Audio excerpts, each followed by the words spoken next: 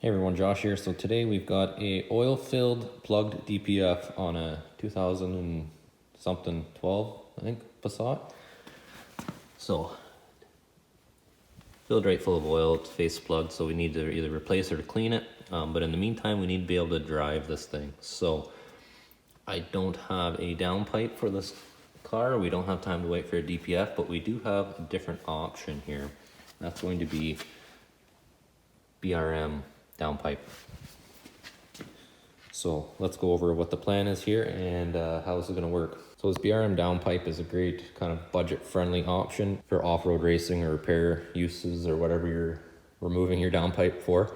Uses the OEM cat, so you shouldn't get the diesel smell. And we're also going to be keeping this cat back here as well, just because of the length and stuff. So the BRM, the CKRA, and then the Jettas and Golfs with the CJAA, they all use the same turbo connection. They also have the same subframe connection and very, very similar mount on the blocks. So the original DPF, it has studs that would come up with a nut there, and then that goes into the block with studs. The BRM's a little bit different. This is studded, or this is threaded here, so you'd go from the bottom up with bolts. So if you've got this L bracket from the BRM, it's going to bolt on like factory. I don't have it here, so I think I'm just going to cut this off just for the time being, because this is a temporary setup. I'm going to swap the O2 sensor or lambda sensor over from this one. I think they're probably similar, but I don't want to have a possibly failed one and worry about that after. And then the issue comes down here. So I have to get the turbo on this car, and then I'm gonna get this set up in there, and then I'm gonna set it all together. The CKRAs have slightly bigger exhaust. I think they're 60.5 millimeters, whereas the CJAA is 55.5, which I'm pretty sure factory CJAA is this size. But this is a little bit bigger, so it's a bit of a hack way of doing this.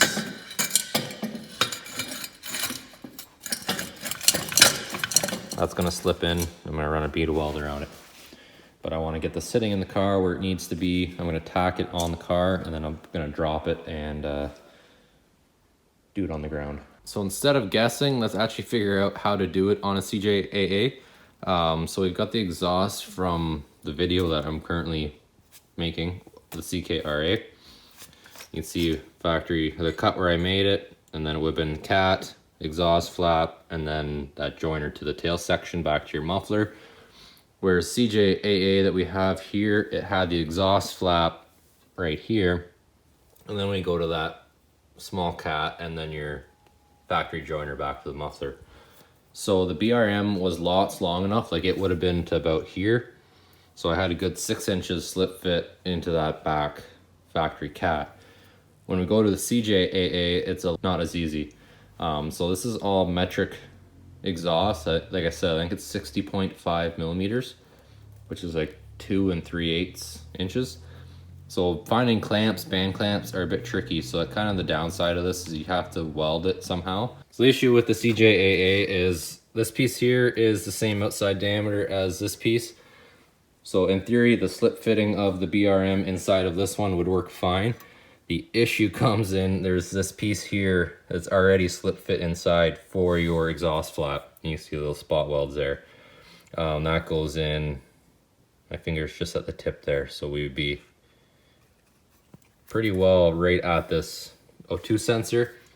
So if you wanted to have your stock BRM come down to here and slip fit it here or slip fit it there and weld it, that's probably the best way to do it. If it is long enough, I would have liked to have a second BRM sitting here, but if it is long enough, you could maybe weld it to this back cat and get rid of the exhaust flap. But if you're tuning it, it's not going to be used anyways. So it takes a little bit of hackery, I guess, to get it to work with the stock back section. Is basically what I'm trying to get at, but I think it should work fine with the CJAAs as well. Okay, that BRM downpipe looks near factory. It's almost like they made that 1 year only BRM for the possibility that I would have a DPF to kind of fill in the gaps for 07 and 08 before they went to the common rail. But yeah, nice and easy. So I can't weld it on the car because the welder receptacle is too far away. So I've marked where the downpipe will meet that second cat. So I'm going to take this back out and weld it, and then hopefully I'm close enough and we'll get it back in here. Not real pretty, but it's together, so. Slap the thing back in again, hopefully for last time. Okay, so it's bolted up nice and easy there, so all that looks good. It's a little close to the firewall, like the flex pipe. I got to fit about my hand above it, so that should be fine. But a few things you got to kind of keep an eye on is the exhaust flap.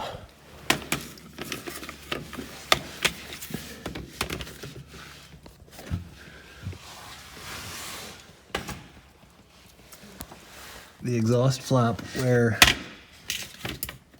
the flap hooks to the back piece, there's a keyed hole, so it needs to be rotated quite perfectly. So close enough might not actually be close enough. So if you're doing it this way, you need to definitely make sure you're pretty well spot on.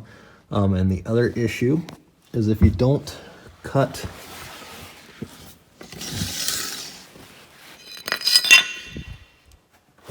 that off, I think you're gonna have to kind of roll it in the same way you remove the DPF if you don't cut it. So that means taking the drive shaft off and all that stuff. And the issue with that is if you weld this back cat on there, I don't think, especially on jack stands, you're not gonna have enough room to have it hanging down before you roll it and go up. So if you're gonna do that this way, that's just something else to kind of keep in mind. A stepped band clamp might work better than welding it. But yeah, it is what it is. Okay, so the BRM exhaust is on, worked great. So we got a couple pros and cons. So obviously the price, I had it free kicking around from a BRM. I parted out, so couldn't beat that. But as far as like buying one, like I imagine scrap value, they're worth probably $100 or a couple $100. So you should be able to get it fairly cheap. Profi diesel can get you to the 2.5 inch straight pipe down for 400 and change Canadian to my door, so it is a little bit cheaper. The other pros are it looks factory for the most part, and the other thing will be it might help with smell. Being a factory cat, I think it should help. With the common rails, people say they smell a bit like drive-throughs. You get that diesel smell once the after treatment stuff is removed. I can't really notice it. I work on farm equipment full time, so I've kind of come accustomed to the smell, so I don't notice it on cars, but I would think it should help. And then you still have that secondary cat afterwards. So if, yeah, factory appearing exhaust is what you're after, the BRM should work pretty good. So thanks for watching, and that's it.